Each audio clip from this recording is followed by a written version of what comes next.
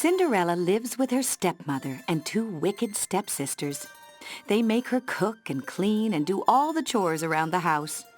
Poor Cinderella never gets to dress in pretty clothes or go to fancy balls. One day, a special invitation from the king arrives. He's organizing a royal ball for his son, the prince, and every maiden is invited.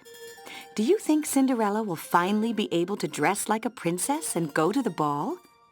This is the story of Cinderella. You can read along in your book. Let's begin now. Once upon a time, in a tiny kingdom, there was a gentle and lovely girl named Cinderella.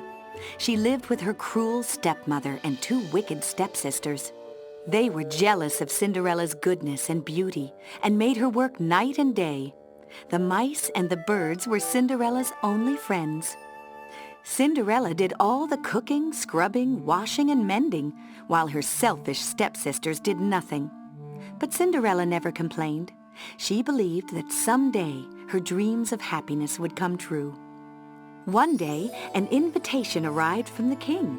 That night, a royal ball was to be held in honor of the prince. Every young maiden in the kingdom was commanded to attend. Cinderella was very excited. That means I can go too. Her stepsisters just laughed. But the announcement said every maiden was to attend, said Cinderella. Very well, Cinderella, you can go, after you finish all your chores, said her stepmother. Now, wash this slip for me. Mend these buttonholes. Where's my sash? Press this dress. Curl my hair. Oh, and find my fan. Cinderella's stepmother kept her busy all day long. Soon it was time to leave, but Cinderella had not had time to fix her one and only old ball gown. Sadly, she decided not to go to the ball. But Cinderella's little animal friends had a surprise for her. They had fixed her old gown, and it was beautiful. Cinderella was so happy. Now she could go to the ball after all. But when Cinderella's wicked stepsisters saw how beautiful she looked, they were furious. In a rage, they tore the gown to pieces.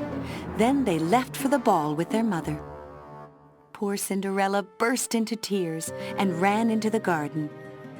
I thought someday my dreams would come true, she sobbed. Now I'll never get to the royal ball. Yes, you will, child. But we must hurry, said a kind voice. Cinderella looked up, and there sat her fairy godmother. Let's see now, said the fairy godmother. I'll need a pumpkin and some mice. Then she waved her magic wand and said some magic words.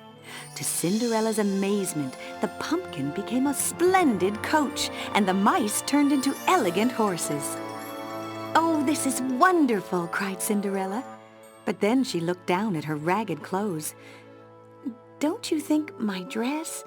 Lovely, my dear, began the fairy godmother. Then she looked again. Oh, good heavens, child!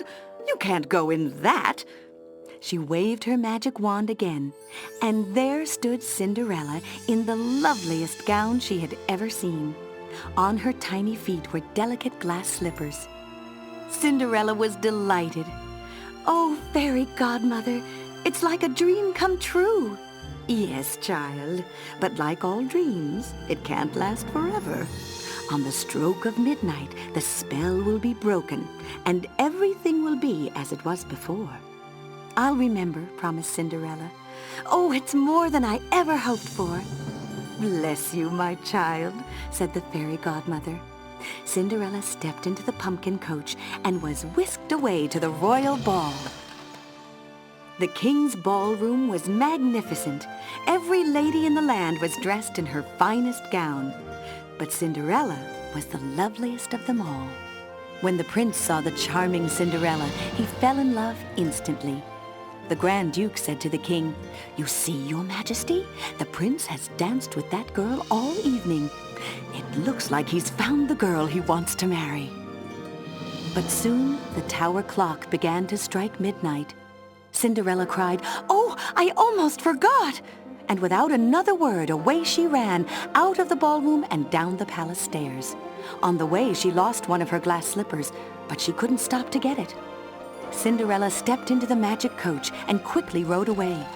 As the clock struck for the 12th time, the magic ended. Cinderella was left with a pumpkin, some mice, and the wonderful memory of her magical evening. The next morning, the whole kingdom was wondering who the mysterious girl was. The only clue was the lost slipper. The Grand Duke carried the glass slipper from house to house, looking for its owner, for the prince said he would marry no one but the girl who could wear the tiny slipper. Every girl in the land tried hard to put the slipper on. The wicked stepsisters tried hardest of all, but it was no use. Not a single girl could fit her foot into the tiny glass shoe. And where was Cinderella? Locked in her room. Her mean old stepmother was taking no chances that poor Cinderella would try on the slipper. But Cinderella's mice friends found the key and rushed it up to the locked room. The Duke was just about to leave. "Well, madam, if you have no other daughters, I'll bid you good day." Just then, he heard a voice calling to him. "Please wait. May I try the slipper?" It was Cinderella. "Of course," said the Duke. "Every girl must have a chance. Please sit down." He slid the glass slipper onto Cinderella's foot, and it fit perfectly. Cinderella's dreams had come true.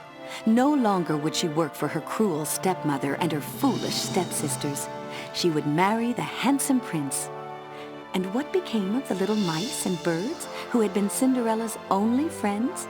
They went to the palace too, and they all lived happily ever after.